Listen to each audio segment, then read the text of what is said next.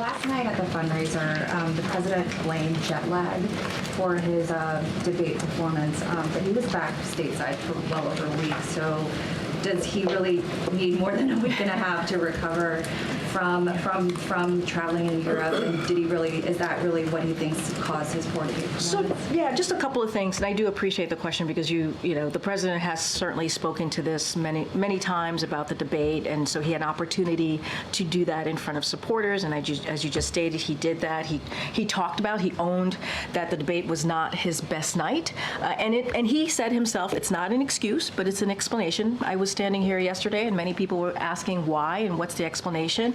And that's what you heard from him. Look, I think, in addition to the two major trips, he was also continued to do his presidential duties. He worked late in doing that, and he also prepared for the debate. And on top of that, there was obviously the jet lag, as you just asked about, and also he had a cold. And you all heard directly, you heard from him during the debate. He had a hoarse voice. Many of you reached out to me and my team and some other members of the White House asking what was going on. We confirmed that he had a cold. And so I think those two things, continuing obviously to do his duties as commander-in-chief, as the president. And so I think some of you here in this room can certainly relate to, what could happen when you're having an important moment and you're not feeling well, and also you wish you could have done better. And so he took ownership. I think that's important.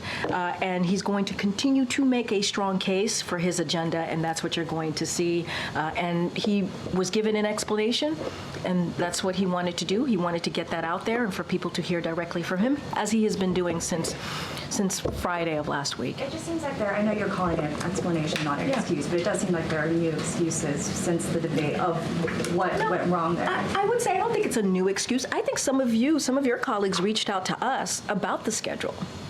Some of your colleagues asked if the schedule was too strenuous or was it because of the jet lag, and so we are laying out and explaining exactly what happened. You heard from the president, you've heard from me, and it was indeed a schedule where the president traveled 6 time zones forward to G7 in Italy, 9 time zones back to LA, and 3 time zones forward again to DC. That's something that one of the print pooler on that day laid out for all of you and those who read the pool notes.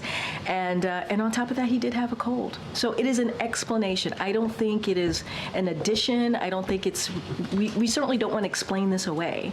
But you all asked me for an explanation yesterday. The president gave that directly yesterday to his supporters. He wanted to make sure, knowing that all of you would get that information as he's speaking to his supporters last night. Sure. You mentioned all the calls that he has made in your topper.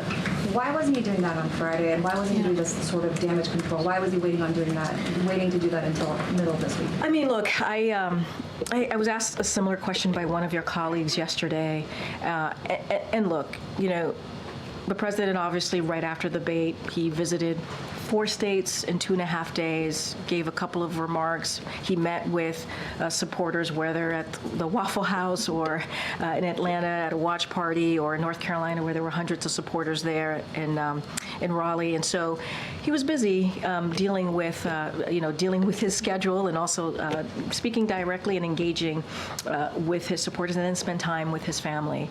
I think what's important is that he has done this outreach. He's having these conversations. It is important to him to do so. And the folks that I laid out that he spoke to or some of them have been his colleagues. Some of them have been elected officials that he's known for some time. Obviously, Leader Jeffries is a new relationship that he has, someone that he obviously respects, and so it is. I think it's important to note that they were strong conversations. That's something that the president told me and my team directly moments ago. He was walking around, and we happened to see the president, and he said they were strong conversation. And by the way, he looks great. The vice president's great, and they are ready to continue working on behalf of the American people.